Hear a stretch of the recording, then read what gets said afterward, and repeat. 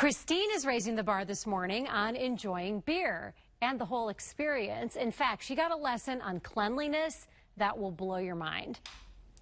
Where do you start? How do you pour a beer? Well, the way that we would start on this system, we are outfitted with glass rinsers. So we would take our glass and invert it on there and give it a quick spritz. So you literally just push down? Just push down and it'll rinse it out. Oh, that's so fun. Yeah, so that prepares the glass for pouring. Cool, okay. Right? And then we go to our beer. Okay. And you want to hold the glass at an angle close to the faucet, but you don't want to touch the faucet to the glass. Okay. So the two rules are you don't touch the faucet to the glass and you don't dunk the faucet in the beer.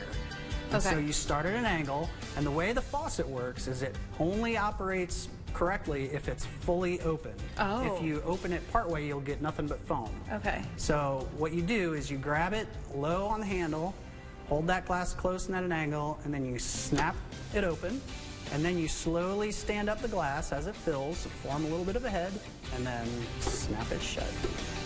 Was that pretty good? That was great.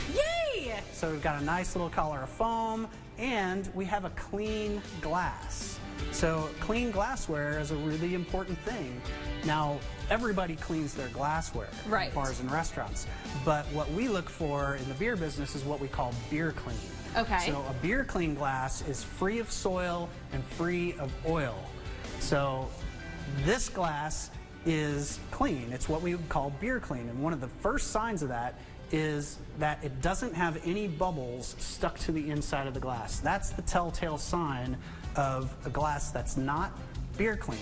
We've prepared a glass here that will kind of demonstrate what it looks like when you get a glass of beer in a glass that is not clean. Yeah, because when you say bubbles, I think it's beer. Of course it's going to have bubbles. Yeah, of course it's going to have bubbles, right? Yeah. So when we fill this glass, which has oily residue on the inside, you can see all those bubbles stuck to the inside. Why is it bubbling like that, or why does it do that if the glass is dirty? Well, bubbles don't stick to glass. Bubbles stick to stuff on glass. So fatty residues or oils on the inside of a glass can cause the carbonation to break out and stick to it.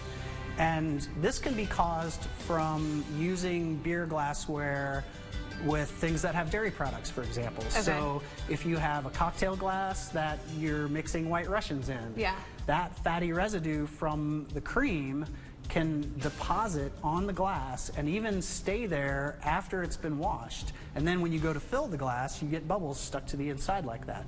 Or it could be grease or oils from food if you're washing glassware in a dish machine used for food dishes. Is there anything else you should spot in the glass besides that, or that's kind of like the biggest signal that Well, that's the biggest signal. You can also see that the head has collapsed, and it collapsed pretty rapidly. Now, foam will collapse even in a beer clean glass. So the one we poured, by the time we've talked about it for a few minutes, the foam has collapsed. But there's still a little bit of residual foam on that beer. Right. But this one, it's gone. I don't know if I should thank you or not for that. Who knew that? That's disgusting. We just thought it was because there was more carbonation and it was a good pour. Now the glass is dirty, so servers, sorry in advance for anyone who sends the glass of beer back because of bubbles.